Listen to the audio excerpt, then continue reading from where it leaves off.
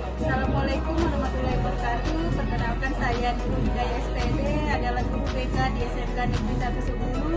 Saya adalah mahasiswa PPG Darjah Universitas Mula Warman kategori 2. Terima kasih banyak kepada ibu dosen pembimbing saya, Dr. Nurin Musnifah SPD, dan ibu guru pamong saya adalah Lisa Yunita SPD. Pada praktik pelaksanaan PTL 1 ini, saya memberikan layanan klasikal tentang pilihan karir setelah lulus SMK. Selamat menyaksikan. Assalamualaikum warahmatullahi wabarakatuh. Waalaikumsalam warahmatullahi wabarakatuh. Selamat pagi anak-anak ibu. Pagi. Baik, sebelum kita mulai kegiatan layanan klasikal hari ini, alangkah baiknya kita berdoa terlebih dahulu. Silakan ketua kelas pimpin berdoa. Sebelum memulai pembelajaran kali ini, marilah kita membaca doa di dalam hati. Berdoa mulai.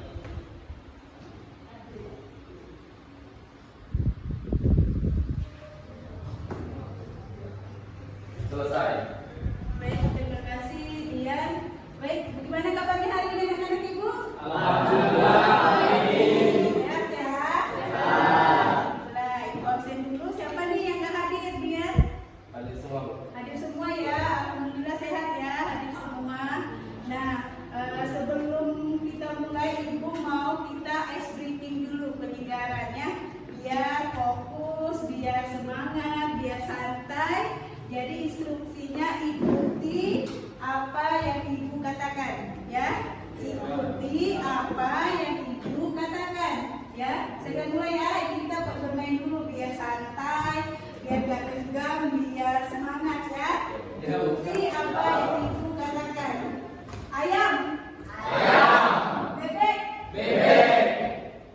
Tas. Tas. Buku. Buku. Ayam. Ayam. Berapa jumlah ayam? Berapa jumlah ayam? Nah, betul. Karena tujuan umum ibu memberikan layanan klasikal ini adalah agar kalian peserta didik dapat menentukan pilihan karir kalian setelah lulus dari SMK ini. Nah, di mana tujuan khususnya adalah agar kalian peserta didik dapat merancang pilihan karir setelah lulus SMK. Kemudian yang kedua, agar kalian peserta didik dapat mempertimbangkan pilihan karir setelah lulus SMK. Dan yang ketiga, tujuan khususnya dalam pemberian layanan materi ini adalah agar kalian peserta didik mampu menentukan pilihan karir setelah lulus SMK. Ya, di layanan klasikal hari ini, ibu akan menyampaikan, menjelaskan materi pilihan karir setelah lulus SMK menggunakan PowerPoint Canva, dan juga akan menampilkan video edukasi tentang 6 tipe kepribadian karir, dan kemudian di akhir kalian akan mengerjakan lembar kerja peserta didik. Nah, di mana dalam pemberian layanan klasikal ini kita laksanakan selama 1 jam pelajaran, yaitu sama dengan 45 menit. Sepakat ya?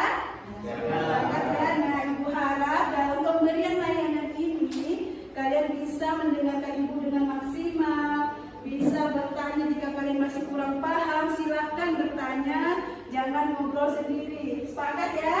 Sepakat. Nah, baik. Ya, sebelum ibu jelaskan nih ke pilihan karir setelah lulus SMK, ibu mau tanya dulu nih pengetahuan kalian. Pilihan karir apa saja sih setelah lulus SMK? Boleh siapa? Ya, silakan Dian. Kalau saya sih maunya langsung kerja aja, Bu. Ya, Dian tahunya pilihan karirnya kerja ya setelah lulus SMK. Siapa lagi nih yang tahu? Saya, Bu. Oke. Mau kuliah setelah lulus SMK. Oke, Wildan katanya mau kuliah, pilihan karir SMK bisa kuliah. Ya. Baik, bagus sekali Wildan. Kemudian siapa lagi nih yang tahu? Saya, Ibu. Ya, Walid. Kuliah setelah SMK. Oke, Walid masih bingung antara kuliah atau kerja setelah lulus SMK. Nah, ya baik, terima kasih Walid, terima kasih Dian, dan terima kasih Wildan. Di sini ibu akan menjelaskan pilihan karir setelah lulus SMK. Gimana, sudah siap? Siap. Materi dari ibu ya. Baik. Nah, di sini ibu akan menjelaskan SMK yang pertama adalah pilihan memasuki dunia kerja dan dunia industri. Nah, di sini pembahasannya boleh Ibu minta tolong Musliana bacakan yang ada di PowerPoint. Silakan Musliana. Jadi Ibu jelaskan dulu ya. Jadi untuk mendapatkan pekerjaan, jadi seperti dia tahunya bekerja setelah lulus SMK. Jadi untuk mendapatkan pekerjaan setelah lulus SMK kan harus memperhatikan bagaimana sih cara supaya kita itu mencari lowongan kerja agar kita dapat diterima dalam pekerjaan tersebut ya. Yang pertama kita harus perhatikan mendaftarkan diri ke Departemen Tenaga Kerja sebagai calon pencari kerja. Jadi kita harus tahu, kita harus melamar dulu ke perusahaan yang membuka lowongan kerja tersebut ya. Kemudian yang kedua mengikuti tes seleksi. Nah, setelah kita mencari lowongan kerja, mendaftar, melamar ke perusahaan, kita ada tahapannya mengikuti tes seleksi, di mana ada seleksi administrasi seperti berkas, seperti ijazah kalian, SKCK dan lain sebagainya. Nah, jadi terima kasih ya Adi Sudiana. Jadi hal yang harus kalian perhatikan nih untuk melanjutkan studi ke perguruan tinggi. Yang pertama status dan akreditasi perguruan tinggi yang kalian ingin tuju.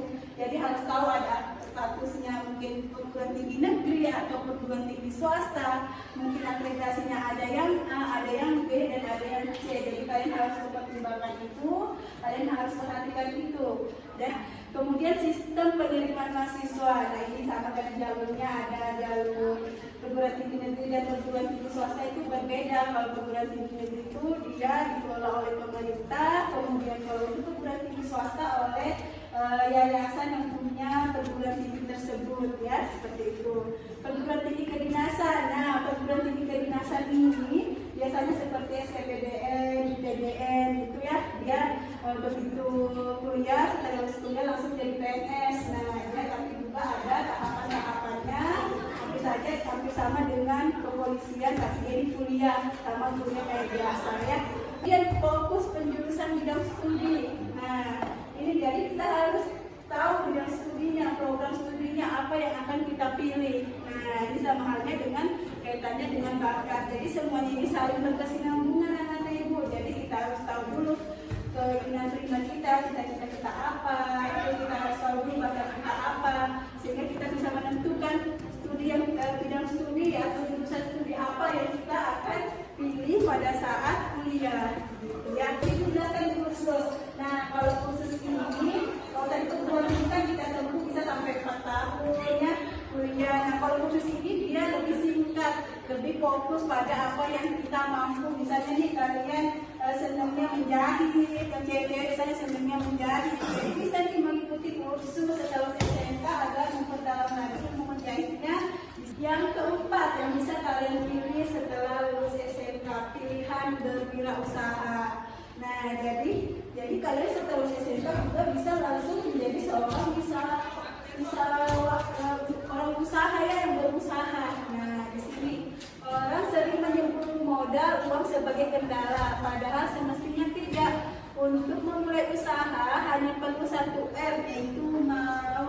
Silahkan bisa kita. Namun itu sebagai kalian turun sholat.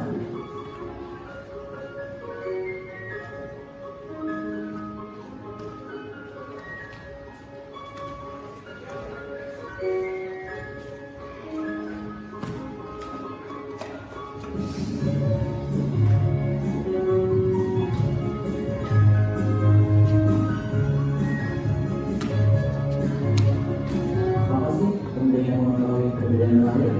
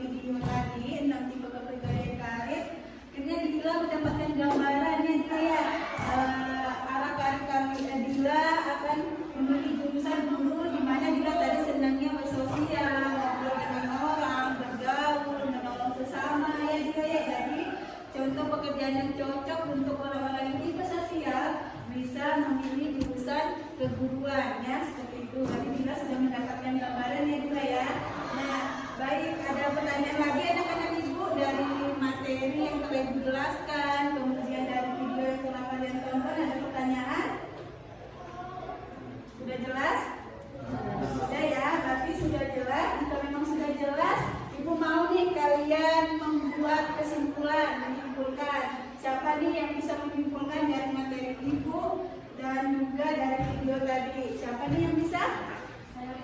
Silakan, Nurul. Jadi ada 4 pilihan kali yang bisa kita tulis setelah menulis angka, yaitu bekerja, tujuan ini, atau mengajar dan menuliskan. Ya, bagus. Bagus sekali ya Dina ya. Terima kasih Oki Dina sangat memperhatikan apa yang Ibu jelaskan. Kemudian satu lagi nih, siapa yang menyimpulkan dari video tadi yang kalian tonton? Siapa? Baik, Nabila. Ya Bu, dari video itu dapat saya simpulkan bahwa dalam menentukan pilihan karir, salah satunya bisa kita sesuaikan dengan kepribadian kita, yaitu apa yang kita sukai atau kita minati. Ya, bagus sekali. Terima kasih Nadila atas kesimpulannya. Nah, jadi Ibu buatkan lagi ya kesimpulan materi kita hari ini, di mana setelah lulus SMK kalian bisa memilih ada 4 pilihan karir yang bisa kalian pilih. Yang pertama pilihan memasuki dunia kerja atau dunia industri, kemudian pilihan studi lanjut ke perguruan tinggi, kemudian pilihan kursus atau pelatihan, kemudian yang keempat adalah pilihan berwirausaha. Dan di mana juga tadi Ibu sudah jelaskan bagaimana tips-tipsnya agar kalian bisa masuk memilih pilihan karir kalian. Dan seperti yang Ibu katakan bahwasanya kalian di akhir nanti ada mengerjakan lembar kerja peserta didik. Nah ya, jadi di sini kalian mengerjakan lembar kerja peserta didik ini. Jadi ada 3 pertanyaan, silakan dikerjakan. Nah, Ibu bagikan dulu lembar kerjanya. Silakan dikerjakan sesuai dengan apa yang kalian ketahui dari materi yang telah Ibu sampaikan. Nah ya, kerjakan aja sesuai dengan yang kalian pahami dengan materi yang telah Ibu jelaskan. Ini ya, sesuai dengan diri kalian aja, pemahaman kalian, nggak usah pusing. Itu cuma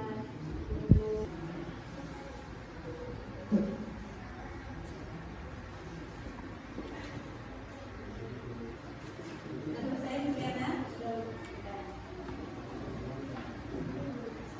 sampai penilaian mana tadi ya kemarin? Terima kasih ya Juliana. Terima kasih anak-anak Ibu karena tadi kesepakatan kita waktunya hanya 1 jam pelajaran 45 menit. Terima kasih anak-anak Ibu atas antusiasnya, atas perhatiannya mendengarkan layanan klasikal yang telah Ibu sampaikan. Semoga apa yang Ibu sampaikan hari ini bisa bermanfaat untuk kalian dalam menentukan arah karir setelah lulus SMK. Baik, sebelum kita tutup boleh ketua kelas ini berdoa dulu. Nah, kita tutup. Sebelum kita menutup pembelajaran hari ini, mari kita berdoa dalam hati, berdoa mulai.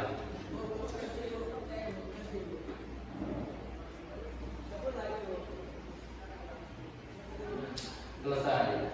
Baik, Dada dan Ibu, jika memang masih ada ingin ditanyakan, masih ada ingin sharing dengan Ibu terkait pilihan karir, boleh langsung mengelola diri di ruang Mega.